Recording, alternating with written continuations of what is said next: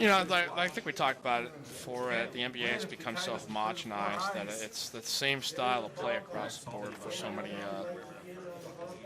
And I mean, James can play post defense. I mean, he can't commit himself when he wants to, but when he shoulders such an offensive load, you can understand why that part of the game is not a real big part of his equation. Yeah, it takes a lot of energy. Yeah, so it's. Romney's going to come in here and. It's going to be drop like, hard. wow, finally somebody agrees with me here. That's 10-9 a raise, through by Nasty Nate as we delve down into NBA Boulevard. Unsub, disliked, wow. That is, we have reached uncharted waters here. I thought after the Epstein stuff last night that would be the end of our podcast. This might be it, though. Romney, we're not here for the subs. We're here for the truth. Harden doesn't play D and Epstein didn't kill himself. That's true. All right, heads up here to the flop. 10-9 a close for say 8-7. Well, there can be a lot of action boards with these two hands. Yep. Torio, not afraid to splash anybody on the table. As we've done a really great job stirring the pot here in the chat box. We've just gotten people going in all sorts of directions they can't keep up. I tell people all the time, part of being a live poker player is just trolling most of the time. Yeah, that is. Sometimes it's just the only way to get through the day. King 4-4 on the board. Checked over to Vittorio's bet by about 115. We've seen both of these two be pretty active. I'm interested to see if Nate is going to be willing to float here. Yeah, what's he gonna do? Looks like he's gonna come with a raise. Does not believe he has hit anything on the board, and no, he's just gonna call. Okay, well, he makes a 10 here on the turn as 10s and 4s. Goes check, check. Really quick check by Vittorio there. I'm kind of surprised that he didn't. Maybe he's just done with the hand completely. Yeah, he probably can't put him on exactly what Nate has, as we can see, but yeah, I don't see any Tito's near Bones right now, but we're gonna save the Tito's until I get a little more established here. Yeah, that is. I'll maintain my professionalism. Nate's gonna go ahead and bet the river here. 10s and 4s with a king, the best hand, and a sizable bet of 355. Both of these guys have definitely gotten in here and mixed it up a little bit. I'd like to see that. That you do.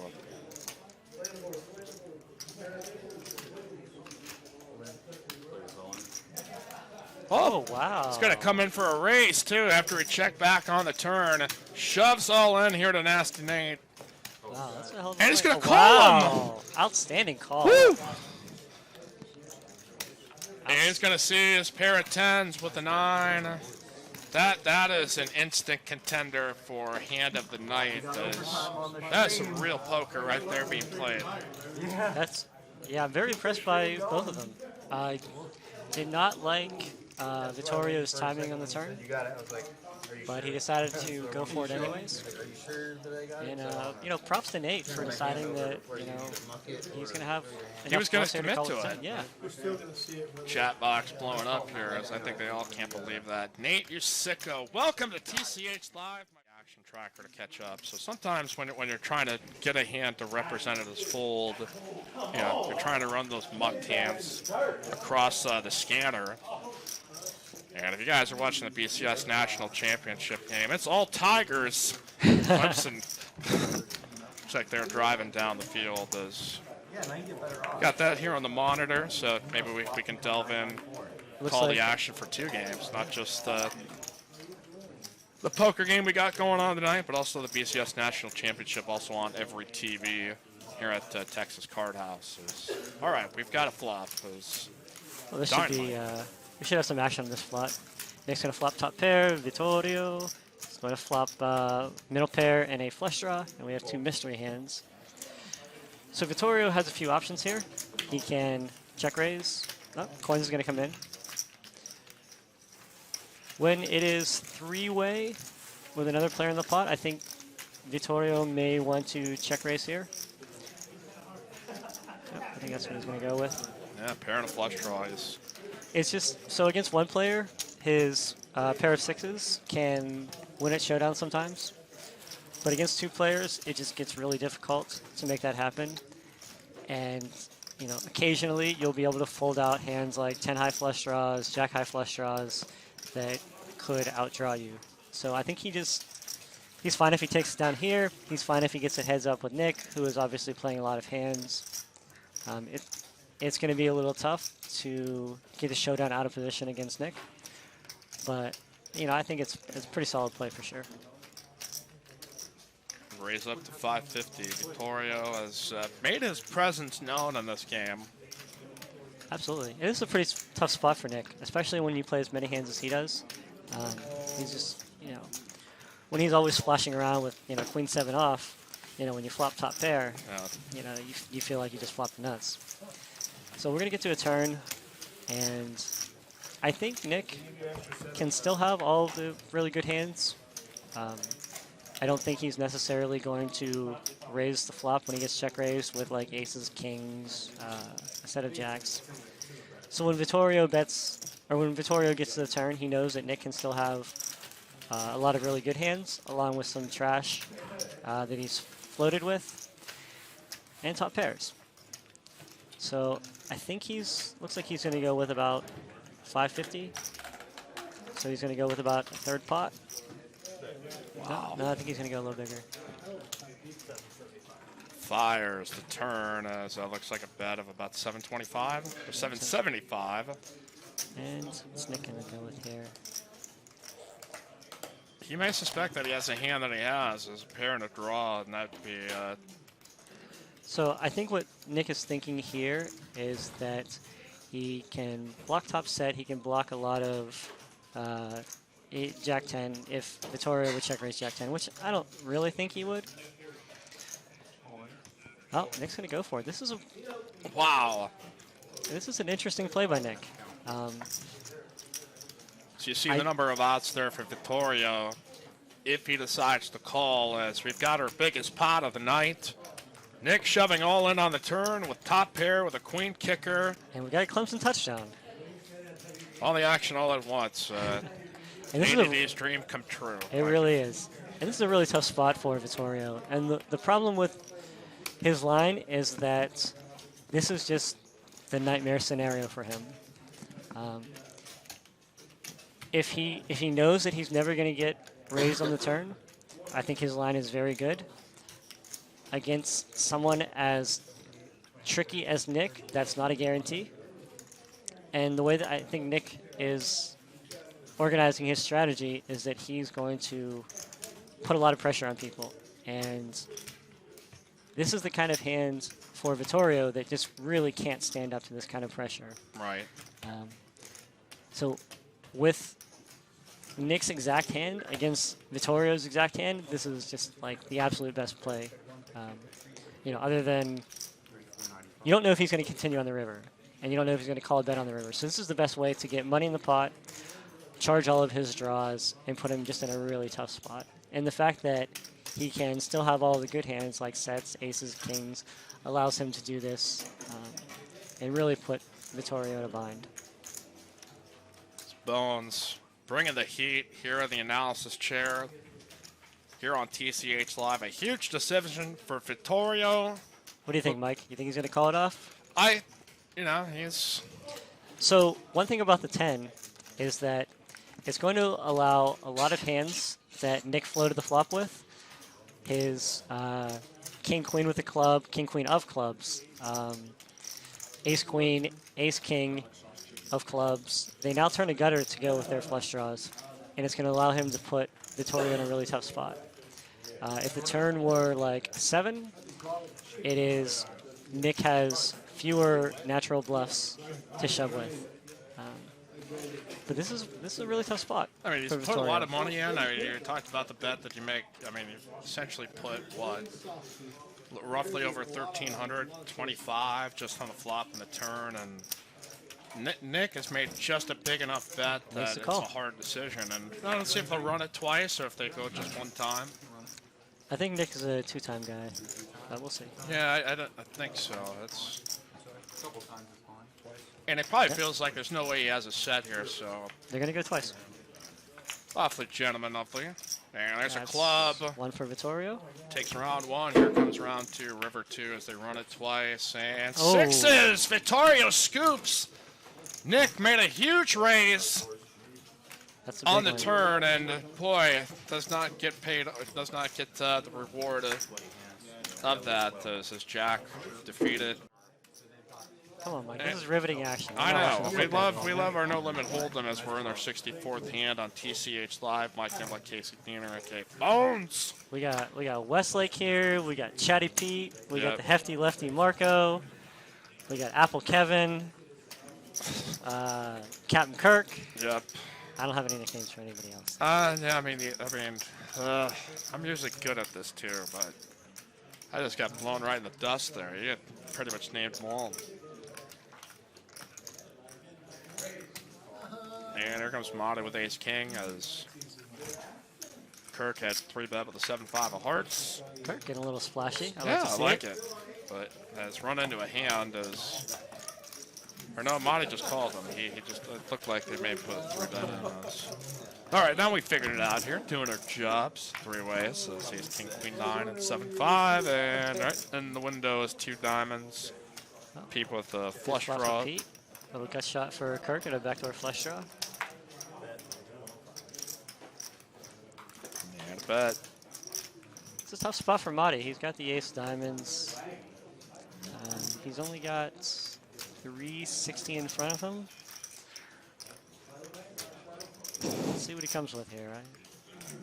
It's a really tough spot. Like, you got 2 overs. Kirk's been playing pretty tight. And Pete's just going to go ahead and call. There's overs to the board, a flush draw. Technically the best hand, and see if Kirk can keep firing to represent. I mean, it's going to have to make a pretty sizable bet, I think, to get Pete out of the hand. It's Mata quietly kicking himself. Yeah, it's like able to turn the top pair. I really like this double barrel here by Kirk. This is a really good hand for him. He 3-bet pre-flop, so he can have ace king, kings, king queen. He puts Pete in a really tough spot here. But I'm really hoping that Kirk will shove the river if he gets checked to him. It's really tough for Pete to have a king that isn't the king of diamonds. Right. Or that doesn't, yeah. And he's also not, I mean, Kirk's not played a lot of hands, so, I mean, he's not. Yeah, Pete's got to give him a fair amount of respect here. He's checking out his stack. He's trying to figure out if he can draw for the flush. Old Joey Burrow moves LSU ahead. Touchdown pass, make it 2017 to Jamar Chase, 14-yard TD reception. Feel like Kevin Harlan here, calling 2 games at once. Kevin Harlan, one of the greatest. Love Kevin Harlan. That's a legend. And at river comes a 9. Do it, Kirk. Do it. Do it. Do it. Do it. He's gone all in. All right. Kirk has made the move. Unfortunately, Pete River to pair. I have a friend that back in the online poker day where everybody had a theorem. Yep. His theorem was if someone ever improves on the river, they're never folding, regardless of if it's a minor improvement. Kirk is representing a hand here that is like a king or better. So the 9 doesn't really help unless he thinks that Kirk is just like a goose on the loose with 7-5 or whatever. So we'll see if he can come with a call, but I really like this play by Kirk. It's Pete with the $640 decision here on the end with just a pair of 9s. So you see the action on the left there. It shows you how this hand went down, a bet call. Pete is generally not a folder, so I'm interested to see how this goes. But regardless, I'm really pleased with how Kirk played this hand. He's thinking though. Well, no, you can also come runner straight and then Broadway. So the 7 pairing. He's reaching. He wants to. He's got to move it forward to make it official. He's asking the exact number. Kirk is quietly cursing right now. It's such a great bet, though, by Kirk that it's like I love Pete, but I almost just want to see it get through just so that the great decision's paid off here for Kirk. Because in fairness, this would be a really good call by Pete, too. He hung on. Yeah, let's just see what he comes with. Kirk giving him the side eye there.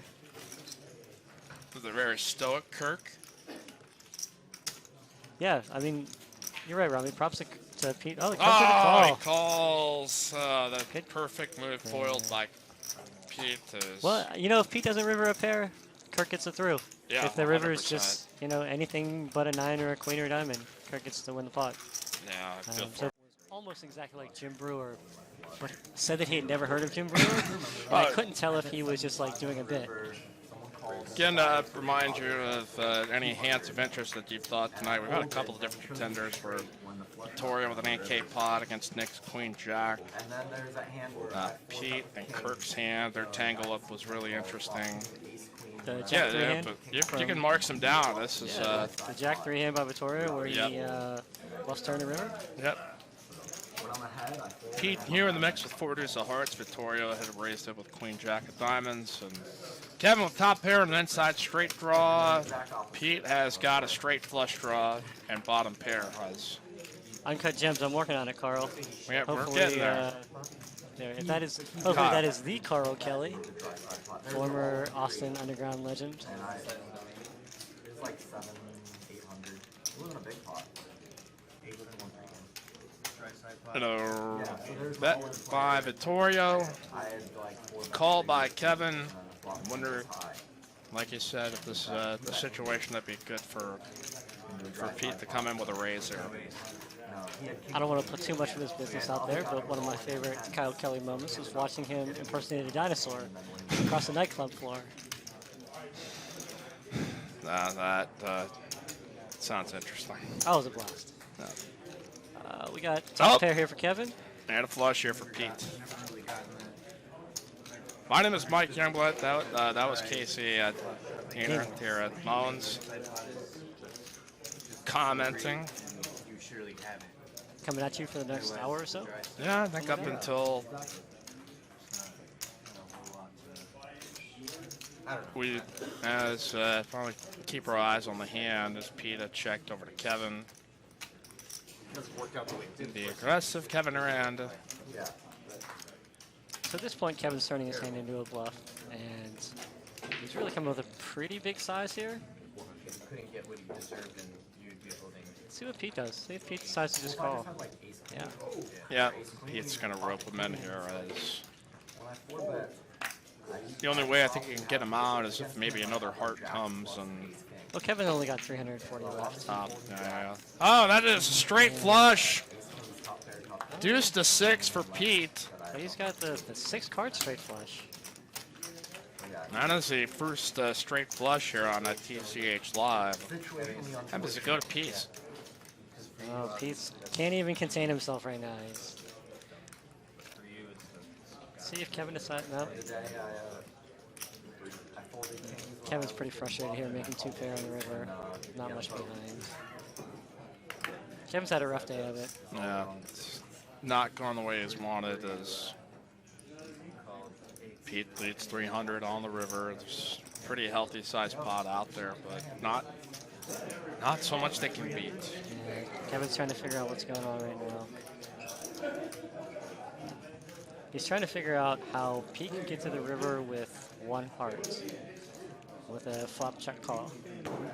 And a 4 deuce hearts is such a deceptive hand that there's really no way that it can put him in exactly that. Like he can.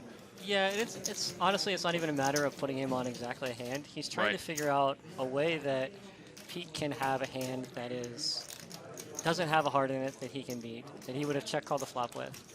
It's pretty tricky to find that now, but he doesn't have to be right very often here. The pot's 1,600, Pete only bet 300, so he doesn't have to be right that often.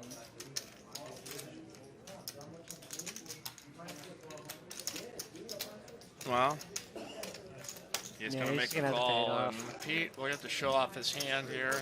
Yeah, Kevin's a straight flush. That's good. I can't beat that. Yeah, that's But Pete didn't put them all in, so Kevin has the opportunity to spin up his 40 bucks. I think he might have a little bit more. He does have a little he's more. got I think our graphics were a Looks bit like he's wrong. got at least like 125.